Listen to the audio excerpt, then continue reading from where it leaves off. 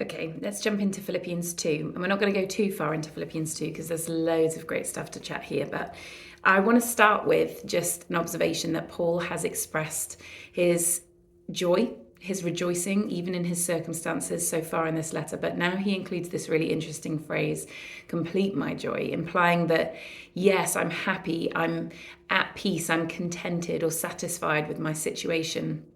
But you guys have the power to bring that joy to fulfillment. You have the power to complete the joy that I feel just through one simple choice that you can make. And so I wanted to begin by looking at that. It says at the beginning of chapter 2, if there is any encouragement in Christ, if you have found encouragement in knowing him, in following him, if there is any comfort from love, that word comfort there implies bravery. Like if you have been strengthened and bolstered by his love to go out and to have an impact, any participation in the Spirit, any affection and sympathy, if anything of the gospel has impacted your life to this point, complete my joy by being of the same mind, having the same love, being in full accord and of one mind. And then he goes on to qualify, what does that mean? What does it mean to have the same mind as somebody, to be in unity with them? It says, do nothing from selfish ambition or conceit, but in humility count others more significant than yourselves. That's the thing that Paul is requesting of this church.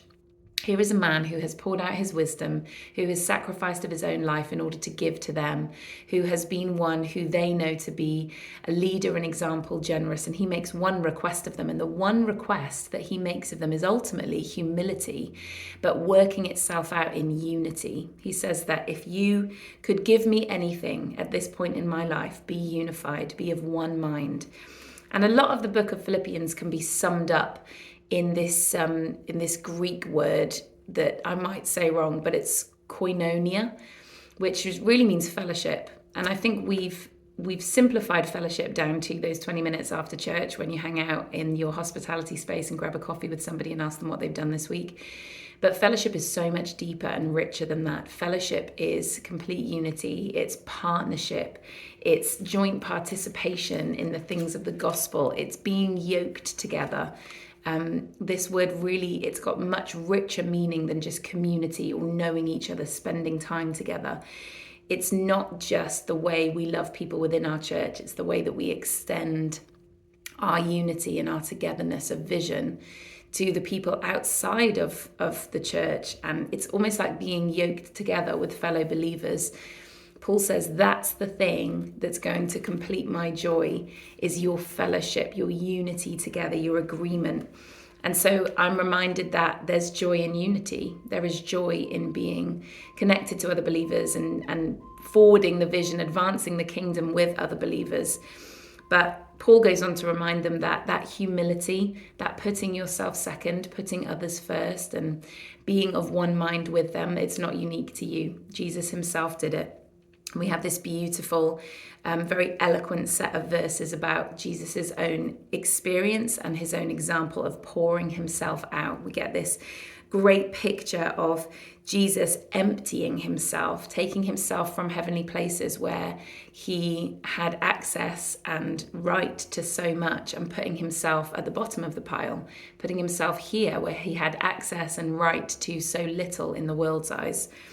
And that's our example as we consider what it is to humble ourselves and to live in unity together with others. Jesus is the one who gives us our example in that. And it's just such a beautiful set of verses down to verse 11, this kind of poem that captures the heart of Jesus.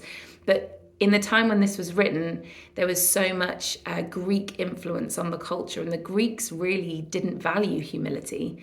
They thought that it was a point of shame. They valued elevation and climbing up the ranks and being affirmed in the eyes of others. And here's Paul shaking all of that out and challenging all of that and saying, you can complete my joy actually by putting others before yourself, by humbling yourself, and by having one mind with the people alongside you, not trying to pull away from them, but actually intentionally pressing into them and building the fellowship that God has in mind for you, that God has designed you to thrive within. So I just love that insight in this first bit of chapter 2 that Paul is telling us what's important to God, what example Jesus set for us, and how we can live that out. So there is joy in unity, there's joy in fellowship. We need to press into one another.